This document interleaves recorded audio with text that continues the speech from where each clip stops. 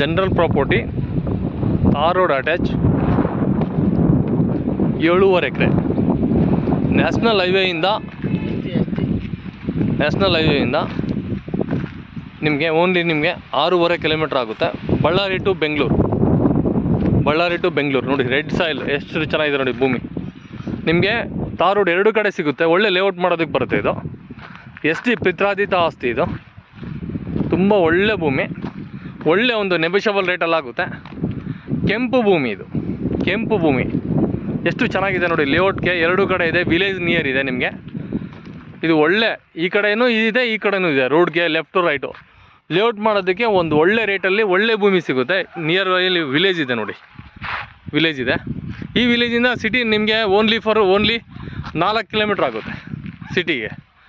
ಹೈವೇಗೆ ಬಂದುಬಿಟ್ಟು ನಿಮಗೆ 5 ಕಿಲೋಮೀಟ್ರು ಅಷ್ಟೇ. ತುಂಬ ಒಳ್ಳೆ ಪ್ರಾಪರ್ಟಿ ಇದು, ಒಳ್ಳೆ ಕಡಿಮೆ ರೇಟಲ್ಲಾಗುತ್ತೆ, ಒಳ್ಳೆ ಭೂಮಿ.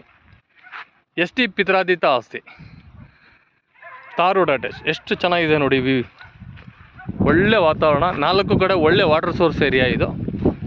ಇವತ್ತು ಈ ಭೂಮಿ ತೊಗೊಂಡು ಬಿಟ್ಕೊಂಡ್ರೆ 3 ವರ್ಷದಲ್ಲಿ ಇದು 2 ಪಟ್ಟಾಗೋದು ಅಂಥ ಭೂಮಿ. ಇದು ಕೆಂಪು ಭೂಮಿ.